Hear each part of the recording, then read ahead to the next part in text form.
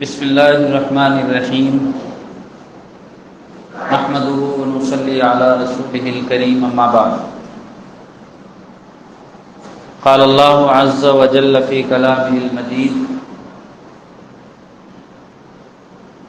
ان اللہ لا یغفر ان یشرک به ویغفر ما دون ذلک لمن یشاء وقال تعالی ومن يرتد منكم عن دينه فيمت وهو كافر فأولئك حبطت أعمالهم في الدنيا والآخرة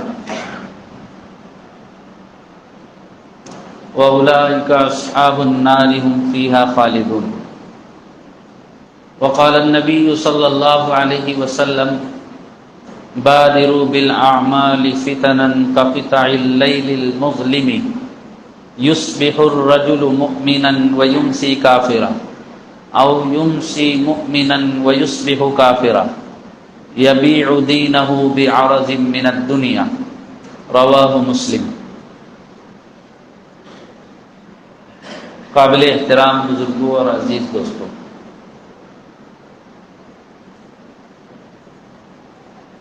اللہ تعالیٰ نے ہم لوگوں کو جتنی بھی نعمتوں سے سرفراز فرمایا ہے، ان میں سب سے بڑی، سب سے زیادہ اہم، سب سے قیمتی اور سب سے زیادہ عظیم الشان نعمت کون سی؟ ایسی نعمت جو ساری نعمتوں کا مجموعہ ہو، ایسی نعمت جس کی وجہ سے دنیا اور آخرت میں کامیابی مل سکتی، وہ نعمت کون سی؟ وہ نعمت ایمان کی اور اسلام کی نعمت۔ ایک شخص ہے جس کے پاس سر چھپانے کے لیے چھت نہیں، کھانے کے لیے روٹی نہیں، پہننے کے لیے کپڑا نہیں، چلنے کے لیے سواری نہیں، کوئی بڑا گھر اور خاندان نہیں، کوئی اونچا منصب اور عہدہ اس کو حاصل نہیں، معاشرے میں اس کا کوئی خاص مقام نہیں، یہاں سے وہاں پھرتا ہو، بے یار و مددگار ہو، اور زندگی ایسی گزر رہی ہو کہ اس سے بہتر اسے موت محسوس ہوتی ہو، اس کے باوجود اگر اس کا دل ایمان کی دولت سے لبریز ہے اور اس کی زبان کلمہ لا الہ الا اللہ کے ذکر سے تر و تازہ ہے، تو یقین جانیے وہ شخص بڑا ہی خوش نصیب اور سعادت مند ہے، اور آنکھ بند ہوتے ہی اللہ کی بارگاہ میں پہنچے گا تو اللہ اسے ایمان کی بدولت جن نعمتوں سے سرفراز فرمائے گا، ان نعمتوں کو پا لینے کے بعد اسے یاد بھی نہیں رہے گا کہ دنیا میں اس نے کتنی مشقت اور تکلیف اٹھائی۔ اس کے برعکس ایک شخص کے پاس تمام تر آسائش زندگی موجود، رہنے کے لیے بڑا گھر ہے، چلنے کے لیے عمدہ سواری ہے، اچھے قیمتی لباس پہنے ہوئے ہے، اچھا بڑا کاروبار ہے، بھرا پورا خاندان ہے، معاشرے میں ایک عزت کا مقام حاصل ہے، اور زندگی ایسی گزر رہی ہے کہ دیکھنے والے یہ چاہت کرتے ہوں کاش ہمیں بھی یہ سب کچھ ملا ہوتا، لیکن اس کا دل نور ایمانی سے خالی ہو، شرک اور کفر کی گندگیوں میں وہ پڑا ہوا، عقیدہ توحید سے محروم ہو، یقین جانیے اس سے بڑا محروم اور بدبخت انسان کوئی نہیں۔ یہ دنیا سے رخصت ہوگا، اور شرک اور کفر کی وجہ سے جب خدا کے عذاب اور ناراضگی کا سامنا ہوگا، وہ یہ بھول جائے گا کہ دنیا میں کوئی لمحہ اس نے چین و سکون کے ساتھ گزارا۔ ایسی بڑی نعمت اور ایسی بڑی دولت ہے دولت ایمان۔ اس لیے اس نعمت کے ملنے پر ہر بندہ مومن مرد و عورت کو خدا کا شکر و گزار ہونا چاہیے، اور اس نعمت کی حفاظت کی، اس نعمت میں بڑھوتری کی فکر کرنی چاہیے۔ حدیث شریف میں ہے کہ جیسے کپڑا پرانا ہوتا ہے ویسے ایمان بھی پرانا ہو جاتا ہے، اور جب بندہ لا الہ الا اللہ کا ذکر کرتا ہے تو اس کا ایمان تر و تازہ ہو جاتا ہے، اس کا ایمان مضبوط ہو جاتا ہے۔ بندہ جب ایمان کے تقاضوں کو پورا کرتا ہے اور نیک اعمال کی راہ پر چلتا ہے تو اس کے ایمان میں مضبوطی پیدا ہوتی ہے۔ تو ہر بندہ مومن کی ذمہ داری کہ وہ اپنی جان، اپنے مال، اپنے اہل و عیال، اپنی عزت و آبرو کی حفاظت کی جتنی فکر کرتا ہے اس سے کہیں زیادہ بڑھ کر اپنی اور اپنے اہل و عیال کے ایمان کی تحفظ کی فکر کرے۔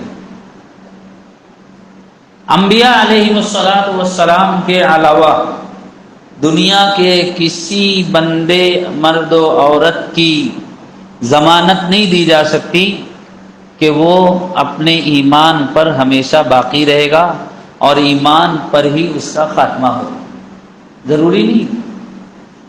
اسی لیے کہا گیا کہ کسی کافر کو بھی حقیر اور مشرک، حقیر اور کمتر مت سمجھو۔ ہو سکتا ہے کہ جب وہ دنیا سے رخصت ہو تو اس کو ایمان کی توفیق مل جائے، اور اپنے آپ کو بہت زیادہ بڑا مت سمجھو، ہو سکتا ہے دنیا سے رخصت ہوتے ہوتے معاذ اللہ ایمان سے محرومی ہو جائے۔ حضور نبی کریم صلی اللہ علیہ وسلم کی حدیث ہے، آپ نے ایمان اور کفر کے لحاظ سے دنیا کے انسانوں کی 4 قسمیں بیان فرمائی۔ ایمان اور کفر کے لحاظ سے لوگوں کی 4 قسمیں۔ نمبر 1، کچھ لوگ وہ ہیں، حضور نے فرمایا، جو ایمان کے ساتھ دنیا میں آئے، ایمان کے سائے میں زندگی گزری، ایمان کے ساتھ دنیا سے رخصت ہو جائے۔ دوسری قسم ان لوگوں کی ہے، شرک اور کفر کے ساتھ دنیا میں آئے، شرک اور کفر کی گندگی کے ساتھ پوری زندگی بسر ہوئی، اور شرک اور کفر پر ہی ان کا خاتمہ ہوگا۔ تیسری قسم ان لوگوں کی ہے، ایمان کے ساتھ دنیا میں آئے، ایمان کے ساتھ پوری زندگی بسر کی، لیکن جب دنیا سے رخصت ہوئے تو ایمان کی دولت سے محروم ہو چکے۔ اور چوتھی قسم ان لوگوں کی، شرک اور کفر کے گہوارے میں انہوں نے آنکھ کھولی، شرک اور کفر کے ساتھ زندگی بسر ہوئی، مرتے وقت اللہ نے کرم فرمایا، زبان پر کلمہ لا الہ الا اللہ جاری ہو گیا، ایمان کے ساتھ دنیا سے رخصت ہوئی۔ تو حضور نے فرمایا کہ ایمان اور کفر کے لحاظ سے لوگوں کی یہ 4 قسمیں ہیں، 2 تو کامیاب ہیں جو جنت میں جائیں گے، 2 ناکام ہیں جو دوزخ کا ایندھن بنے۔ تو ضروری نہیں کہ جو ایمان والا ہے وہ ایمان کے ساتھ ہی دنیا سے رخصت ہو، اس کے برعکس بھی ہو سکتا ہے۔ یہی وجہ ہے کہ نبی کریم صلی اللہ علیہ وسلم دعا فرماتے تھے، یا مقلب القلوب ثبت قلوبنا علی دینک، اے دلوں کو الٹنے پلٹنے اور پھیر دینے والی ذات، ہمارے دلوں کو ایمان کے اوپر جما دینے کے فیصلے فرما۔ یہ دعا کون کر رہا ہے؟ وقت کے پیغمبر۔ حالانکہ انبیاء علیہم السلام کا ایمان پر خاتمہ یقینی ہوتا ہے، نبیوں کے علاوہ کسی کے ایمان کی کوئی ضمانت اور گارنٹی نہیں دی جا سکتی۔ تو نبی کریم صلی اللہ علیہ وسلم کی موجودگی میں آپ کے سامنے اور آپ کے زمانے میں بہت سارے لوگ ایمان میں داخل ہوئے اور پھر ایمان سے پھر گئے. صحابہ کے زمانے میں لوگوں کے ارتداد کے واقعات پیش آئے، لیکن انبیاء کے ایمان کے تعلق سے یہ ضمانت دی جا سکتی ہے کہ ان کا خاتمہ ایمان پر ہوگا. اس کے باوجود نبی کریم صلی اللہ علیہ وسلم دعا کر رہے ہیں، اللہ مجھے ایسا ایمان اور یقین عطا فرما جس کے بعد کفر نہ ہو، انکار نہ ہو. حضرت ابراہیم علیہ السلام کو ابو الانبیاء کہا جاتا ہے، نبیوں کے باپ ہیں. ان کی آل و اولاد اور ان کی ذریت میں ہزاروں انبیاء پیدا ہوئے. اس کے باوجود توحید خالص کے علم بردار جلیل القدر پیغمبر حضرت ابراہیم علیہ السلام اللہ سے دعا کر رہے ہیں، وَإِذْ قَالَ إِبْرَاهِيمُ رَبِّ اجْعَلْ هَٰذَا الْبَلَدَ آمِنًا وَاجْنُبْنِي وَبَنِيَّ أَن نَّعْبُدَ الْأَصْنَامَ. اے اللہ مجھے اور میری آل و اولاد کو بت پرستی سے محفوظ رکھ. حضرت یعقوب علیہ السلام وقت کے نبی، ان کے باپ وہ وقت کے نبی، ان کی آل و اولاد میں وقت کے انبیاء پیدا ہوئے. نبیوں کا گھرانہ ہے، اس کے باوجود دنیا سے رخصت ہو رہے ہیں تو ساری آل و اولاد کو جمع کر کے پوچھ رہے ہیں، ما تعبدون من بعدی، میں دنیا سے جا رہا ہوں، تمہارے دین و ایمان کے تعلق سے مجھے فکر ہے، ذرا بتاؤ کہ دنیا سے میرے رخصت ہونے کے بعد کس دین پر قائم رہو گے، کس خدا کی عبادت کرو. تو دولت ایمان اتنی قیمتی کہ اس کے تحفظ کی اور اس کو بچانے کی فکر انبیاء نے فرمائی، صحابہ نے فرمائی. نبی کریم صلی اللہ علیہ وسلم نے حضرت حذیفہ ابن یمان رضی اللہ عنہ کو بتا دیا تھا، فلا فلا فلا فلا لوگ یہ منافق ہیں، یہ بظاہر ایمان والے نظر آتے ہیں لیکن در حقیقت یہ منافق ہیں. منافقین کی پوری فہرست حضور نے ان کو بتا دی تھی اور انہوں نے اس کو اپنے پاس محفوظ رکھا تھا. امیر المؤمنین عمر ابن خطاب رضی اللہ عنہ جا کر کہتے تھے، حذیفہ میں نہیں پوچھتا کہ وہ فہرست کیا ہے، اس میں کس کا نام ہے، مجھے یہ بتاؤ، بس مجھے اتنا بتا دو کہ کہیں میرا ان لوگوں میں نام تو نہیں، کہیں ان منافقین میں میرا نام تو نہیں. سوچئے اپنے ایمان کے تحفظ کی کیسی فکر ہے. کیوں؟ جانتے تھے کہ ایمان جیسے ملا ہے ویسے رخصت بھی ہو سکتا ہے. دولت ایمان شیطان اچک سکتا ہے، دولت ایمان شرک اور کفر کی دعوت دینے والے ہم سے چھین سکتے ہیں. اس لیے اپنے ایمان کے تحفظ کے لیے فکر مند رہا کرتے، اور اس لیے فکر کرتے تھے تاکہ جب دنیا سے رخصت ہوں تو اس دولت کو لے کر رخصت ہو. حدیث شریف میں کیا ہے؟ من کان آخر کلامہ لا الہ الا اللہ دخل الجنہ. بندہ دنیا سے رخصت ہو، اس کی زبان پر کلمہ لا الہ الا اللہ جاری ہو اور یہی کلمہ اس کی زندگی کا آخری کلمہ ہو، حضور فرماتے وہ دنیا میں سے رخصت ہوگا، جنت میں داخل ہوگا. چاہے ساری زندگی اس نے شرک اور کفر کے ساتھ گزاری. حجت الاسلام مولانا محمد قاسم نانوتوی رحمۃ اللہ علیہ نے خواب میں دیکھا کہ ان کے پہچان کا ایک غیر مسلم جس کو لوگ لالا جی کہا کرتے تھے جنت میں ٹہل رہا ہے. تو ان کو بڑا تعجب ہوا کہ یہ تو غیر ایمان والا تھا، اس کو جنت کیسے نصیب ہو گئی. تو خواب میں ہی پوچھتے ہیں، لالا جی آپ کو کہاں سے جنت مل گئی، آپ تو مسلمان نہیں تھے. تو لالا جی کہتے ہیں، مولانا صاحب مرتے وقت تو ہم نے ان کہی کہہ لی تھی. کیا کہا تھا؟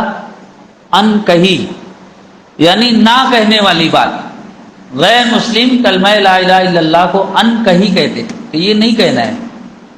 تو کہتے ہیں مولانا صاحب مرتے وقت تو ان کہی کہہ لی تھی، خدا نے جنت میں داخل کر دی. تو زندگی گزری شرک اور کفر کے ساتھ، لیکن مرتے وقت تو کلمہ نصیب ہو گیا. علامہ ابن جوزی رحمۃ اللہ علیہ نے واقعہ لکھا ہے، بغداد میں ایک شخص بغداد کی مسجد میں 40 سال تک اذان دیتا رہا. اور اذان دینا کتنی بڑی خدمت ہے. حدیث شریف کے الفاظ ہے جہاں تک مؤذن کی صدا پہنچتی ہے وہاں تک کہ انسان، جنات اور مخلوقات اس کے حق میں قیامت کے دن گواہی دیں گے۔ اذان کہنا اتنا اونچا عمل ہے۔ امیر المؤمنین عمر ابن خطاب رضی اللہ عنہ فرماتے تھے اگر خلافت کی یہ ساری ذمہ داریاں میرے پاس نہ ہوتی اور گنجائش ہوتی تو اذان دینے کی ذمہ داری میں خود نبھاتا۔ اتنا اونچا عمل۔ تو 40 سال تک جس نے اذان دی ہو اس کے نصیب میں کیسی نیکیاں ہوں۔ لیکن دیکھیے ایک روز وہی 40 سال تک اذان دینے والا مؤذن اذان دینے کے لیے اذان خانے کی سیڑھیوں پر چڑھ رہا تھا، پڑوس میں ایک عیسائی لڑکی پر نگاہ پڑی، فریفتہ ہو گیا، دیوانہ ہو گیا، اذان دینے کے بجائے لوٹ آیا، جا کر اس کے گھر پر دستک دی۔ اس نے دروازہ کھولا تو فوراً اس سے چمٹ گیا، پوچھا یہ کیا حرکت ہے؟ کہنے لگا کہ بس دیکھتے ہی تمہارا دیوانہ ہو گیا ہوں اور تم کو حاصل کرنا چاہتا۔ اس نے کہا تمہیں پتا ہے کہ تمہارے اور ہمارے دین میں فرق ہے، ہم عیسائی ہیں اور تم مسلمان ہو، اور اس وقت تک تم مجھے نہیں پا سکتے جب تک کہ تم اپنے دین کو نہ چھوڑ دو۔ کہتے ہیں محبت اندھی ہوتی، انسان اندھا ہو جاتا ہے۔ اس نے کہا میں انکار کرتا ہوں اس دین سے جو محمد لے کر آئے، معاذ اللہ۔ اس نے کہا ہو سکتا ہے مجھے پانے کے لیے وقتی طور پر تم اپنا دین چھوڑ رہے ہو، مجھے پا لینے کے بعد پھر اپنے دین میں چلے جاؤ گے۔ اس نے کہا نہیں ایسا نہیں کروں گا۔ اس نے کہا میرے اطمینان کے لیے خنزیر کا گوشت رکھا ہوا ہے، اس کو کھا کر بتاؤ۔ اس نے کھا لیا۔ کہا یہ شراب رکھی ہوئی ہے، اس کو پی کر بتاؤ۔ جھٹ سے اٹھائی شراب اور پی لیا۔ اب جب شراب پی کر مست ہو گیا تو اس لڑکی نے کہا کہ میرا باپ تھوڑی دیر میں گھر آ رہا ہوگا، جب تک تم چھت پر جا کر سو جاؤ، جب وہ آ جائے تو میں تم کو اٹھاؤں، وہ ہمارا نکاح کروا دے گا۔ کہا ٹھیک ہے۔ یہ چھت پر جا کر سو گیا۔ نیند میں اس نے کروٹ لی، چھت پر سے نیچے گرا اور انتقال کر گیا۔ تھوڑی دیر بعد اس عیسائی لڑکی کا باپ آیا، اس نے ساری کارگزاری سنا دی کہ فلاں شخص جو اذان دیا کرتا تھا اب وہ میرے اوپر فریفتہ ہے اور اس نے اپنا دین چھوڑ دیا ہے، تم میرے ساتھ اس کا نکاح کروا دو۔ جب باپ بیٹی چھت پر چڑھ کر آتے ہیں تو دیکھتے ہیں کہ نیچے گرا ہوا ہے، لاش پڑی ہوئی۔ انہوں نے ایک کپڑے میں لپیٹا اور گلی کے کونے پر ڈال دیا۔ صبح لوگوں نے دیکھا کہ اتنا نیک انسان، اس کی لاش یہاں پڑی ہوئی۔ معلوم ہوا کہ رات میں اس کا انجام اس طرح ہوا ہے، لوگوں نے لاش اٹھا کر کوڑے کرکٹ کی جگہ پر ڈال دی۔ علامہ ابن جوزی رحمۃ اللہ علیہ اسلامی تاریخ کے بڑے مورخ اور بڑے عالم دین گزرے، انہوں نے لکھا ہے دیکھیے یہ انجام۔ تو کوئی نہیں کہہ سکتا کہ مرتے وقت تو انجام کیا ہوگا۔ شیطان ہر وقت انسان کے پیچھے پڑا ہوا ہے کہ اس کو ایمان سے محروم کر دے۔ موت کے وقت جب انسان سخت تکلیف میں ہوتا ہے، نزع کی حالت میں ہوتا ہے، اس وقت بھی شیطان آ کر کہتا ہے کہہ دے خدا ایک نہیں دو ہے، پھر جا اپنے ایمان سے۔ اس وقت بھی شیطان اس کے پیچھے پڑا ہوتا ہے۔ اسی لیے کہا گیا ہے کہ جب کوئی مرنے کے قریب ہو تو زور زور سے اس کے پاس کلمہ پڑھو تاکہ وہ سن کر کلمہ پڑھ لے اور اس کی زندگی کا آخری کلمہ کلمہ لا الہ الا اللہ ہو جائے۔ تو حضور نے فرمایا 4 قسم ہوگی، 2 لوگ تو کامیاب ہو جائیں گے، 2 ناکام۔ ہم نہیں جانتے ہمارا انجام کیا ہوگا، لیکن حضور نے فرمایا زندگی جیسی گزرے گی اس حال میں موت آئے گی۔ تو ہمیں ایمان کے تحفظ کی فکر کرنی چاہیے، ایمان کو مضبوط بنانے کی کوشش کرنی چاہیے، اور وہ اعمال جو ایمان کو کمزور کرنے والے ہیں ان سے اپنے آپ کو اور اپنی نسلوں کو بچانے کی کوشش کرنی چاہیے۔ آج کیا ہو رہا ہے؟ حضور نبی کریم صلی اللہ علیہ وسلم نے اپنے زمانے میں جس بات کی خبر دی تھی اور پیشین گوئی فرمائی تھی وہ آج پوری ہو رہی ہے۔ حضور نے فرمایا تھا بادروا بالاعمال فتنا کقطع اللیل المظلم، نیک اعمال میں دیری مت کرو، نیک اعمال کو انجام دو قبل اس کے کہ فتنے رونما ہوں گے، طرح طرح کے تاریک رات کے ٹکڑوں کی طرح کثرت سے فتنے رونما ہوں گے آزمائشیں تمہارے سامنے آئیں گی، اور پھر حال یہ ہوگا یصبح الرجل مؤمنا ویمسی کافرا، صبح ایک شخص ایمان والا ہوگا، رات ہوتے ہوتے ایمان کے دائرے سے نکل جائے گا، اور یمسی مؤمنا ویصبح کافرا، شام کو ایمان کی حالت میں ہوگا، صبح جب ہوگی تو ایمان سے محروم ہو جائے گا۔ یبیع دینہ بعرض من الدنیا، معمولی سی دنیا پانے کے لیے اپنا دین و ایمان بیچ دے گا۔ حضور نے 14 صدیوں پہلے جس بات کی خبر دی تھی وہ زمانہ آ گیا۔ کون سا دن گزرتا ہے جب اخبارات کی سرخیاں اور سوشل میڈیا پر چلنے والی اور گردش کرنے والی خبریں یہ نہ بتا رہی ہوں کہ فلاں شخص غیر مسلم ہو گیا، فلاں مسلمان لڑکی غیر مسلم کے ساتھ فرار ہو گئی، اتنی مسلمان لڑکیوں نے عدالت میں اپلائی کیا ہے کہ ہم فلاں غیر مسلم کے ساتھ نکاح کرنا چاہتے ہیں۔ کون سا دن گزرتا ہے جب ایسے واقعات پیش نہیں آتے؟ یہ وہی زمانہ ہے کہ جب ایمان والوں کے لیے سب سے بڑی فکر اگر کوئی چیز ہوگی تو اپنے ایمان کے تحفظ کی فکر ہوگی۔ مفکر اسلام حضرت مولانا سید ابو الحسن علی ندوی رحمۃ اللہ علیہ نے اپنی زندگی میں، ان کے انتقال کو 23 سال ہو گیا، انہوں نے اپنی زندگی میں یہ بات ارشاد فرمائی تھی۔ کسی اخبار کے رپورٹر نے ان سے سوال کیا تھا، حضرت ہندوستان کے مسلمانوں کے سامنے بہت سارے مسائل، شاہ بانوں کا کیس ہے، بابری مسجد کا قضیہ ہے، علی گڑھ مسلم یونیورسٹی کے اقلیتی کردار کا مسئلہ ہے، اور ملک بھر میں ہونے والے خونریز فسادات اور اس میں مسلمانوں کی گرفتاریوں کا مسئلہ ہے، بتائیے ملک کے مسلمانوں کو زیادہ توجہ کس مسئلے کے حل پر صرف کرنی چاہیے؟ کہتے ہیں قلندر ہرچ گوید دیدہ گوید، اللہ کے نیک بندوں کو اللہ وہ نگاہ اور وہ فراست اور وہ نظر عطا کرتے ہیں، وہ دور تک دیکھ کر بتا دیا کرتے ہیں۔ اتقوا فراست المؤمن فإنہ ينظر بنور اللہ، حدیث ہے کہ ایمان والا اللہ کے نور سے دیکھتا ہے۔ انہوں نے فرمایا یہ جتنے مسائل آپ نے گنوائے ہیں میرے نزدیک یہ سارے مسائل وقت کے ساتھ ساتھ ختم ہو جائیں گے۔ میرے نزدیک بر صغیر کے اور ملک کے مسلمانوں کا سب سے بڑا مسئلہ اپنے آپ کے اور اپنے اہل و عیال کے ایمان کو بچانا ہے۔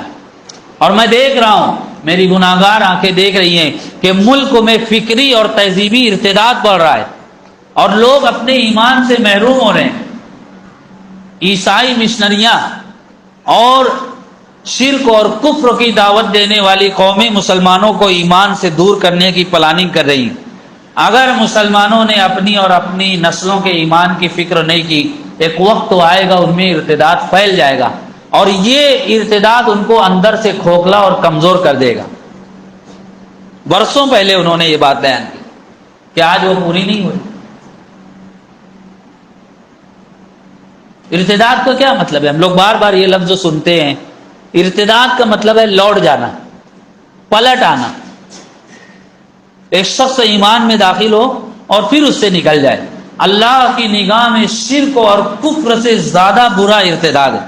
مشرک اور کافر کو اسلامی حکومت میں گنجائش ہوتی ہے، وہ ٹیکس دے کر رہ سکتا ہے، لیکن مرتد کے لیے اسلامی حکومت میں قتل کی سزا ہے، اس لیے کہ یہ خدا کا باغی اور نافرمان ہے۔ قرآن میں اللہ کہہ رہا ہے وَمَن يَرْتَدِدْ مِنْكُمْ عَنْ دِينِهِ فَيَمُتْ وَهُوَ كَافِرٌ فَأُولَٰئِكَ حَبِطَتْ أَعْمَالُهُمْ فِي الدُّنْيَا وَالْآخِرَةِ، جو کوئی اپنے ایمان سے پھر جائے اس کے سارے اعمال برباد ہو گئے، وہ ہمیشہ ہمیش کے لیے دوزخ کی آگ میں رہے۔ تو یہ ارتداد ہے۔ آج ذہنی اور فکری ارتداد بڑھ رہا ہے۔ ارتداد صرف یہ نہیں ہے کہ ایک انسان اسلام کو چھوڑ دے اور مندروں میں جا کر گھنٹا بجانے لگے، چرچ میں جا کر ان کی طرح عبادت کرنے لگے۔ ارتداد تو یہ بھی ہے کہ بندہ زبان سے کہہ دے اسلام کا نظام طلاق مجھے سمجھ میں نہیں آتا۔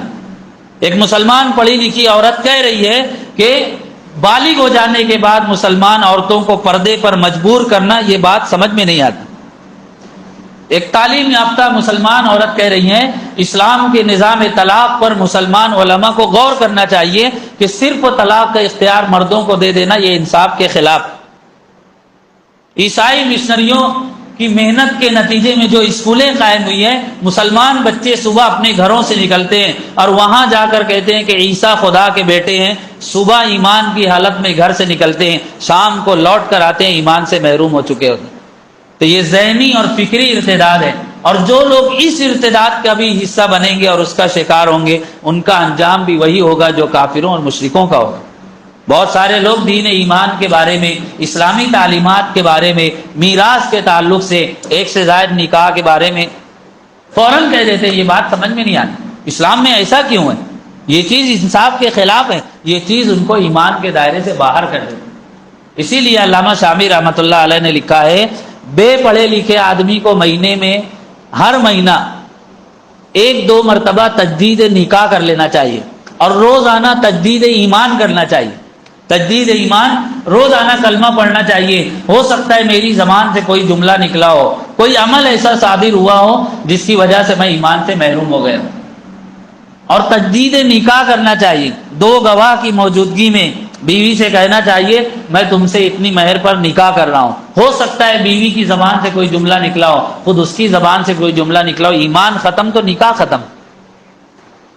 تو عزیزان گرامی، موجودہ زمانے میں جو ارتداد کے واقعات پیش آ رہے ہیں، یہ ہمارے لیے بڑی فکر مندی کی بات۔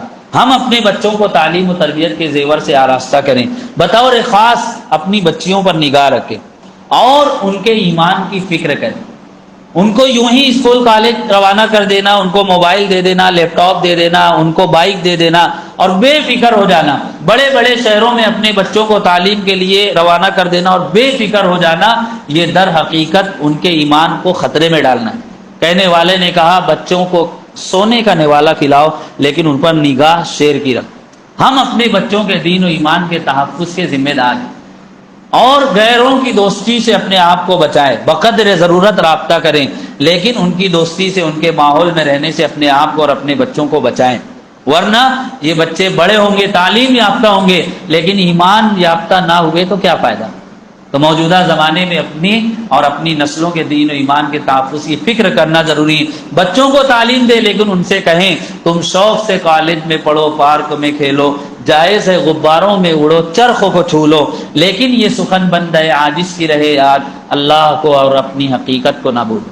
اسی کے ساتھ ایک بات کی وضاحت ضروری سمجھتا ہوں، حضرت مولانا خالد سیف اللہ رحمانی نے لکھا ہے، روزانہ موبائل اور اخبار میں خبریں آتی، اتنی مسلمان بچیاں مرتد ہو گئی، اتنے مسلمان نوجوان ایمان سے نکل گئے، اور اتنے سالوں میں 8 لاکھ مسلمان بچیاں مرتد ہو گئے۔ انہوں نے کہا یہ ساری تعداد مبالغے والی، یہ مسلمانوں کو مایوس کرنے والی، یہ ان کے دلوں سے ارتداد کے واقعات کی اہمیت کو کم کرنے والی۔ 8 مسلمان بھی مرتد ہو جائیں ہمارے لیے فکر کی اور افسوس کی بات ہے، لیکن اس طرح کی خبروں کو بغیر تحقیق کے آگے بڑھانا، اس کو پھیلانا، یہ کسی بھی طرح مناسب نہیں۔ آپ خود دیکھ لیجیے اپنا خاندان، محلہ، دور تک شاید و باید اس طرح کے واقعات پیش آئے، اور انہوں نے لکھا ہے اس کے برعکس بھی واقعات پیش آ رہے کہ غیر مسلم لڑکیاں مسلمانوں کے ساتھ نکاح کر رہی، پھر ایمان میں بھی داخل ہو جا رہی ہیں۔ تو یہ تعداد مبالغے کے ساتھ اس لیے بیان کی جاتی ہے کہ پھر ہمارے لیے یہ چیز نارمل ہو جائے کہ کوئی واقعہ بھی پیش آئے تو ہم لوگ کہے ہاں بھائی یہ ہوتا رہتا ہے۔ تو اس طرح کی خبروں کو آگے بھی نہ بڑھائے جائیں۔ وقت تو مایوس ہونے کا نہیں ہے لیکن فکر مند ہونے کا ہے۔ یہ ایک ایسے مسلمان ہے یا رب جو دین کی عظمت بھول گئے، کلمہ تو زبانی یاد رہا، کلمے کی حقیقت بھول گئے، ایمان کی دولت کھو بیٹھے، اسلام کی عظمت بھول گئے، غیروں کے فسانے یاد رہے، اپنی حقیقت بھول گئے۔ دعا کرنی چاہیے روزانہ، اللہ میری اور میری نسلوں کے دین و ایمان کی حفاظت فرما، وما توفیق الا باللہ۔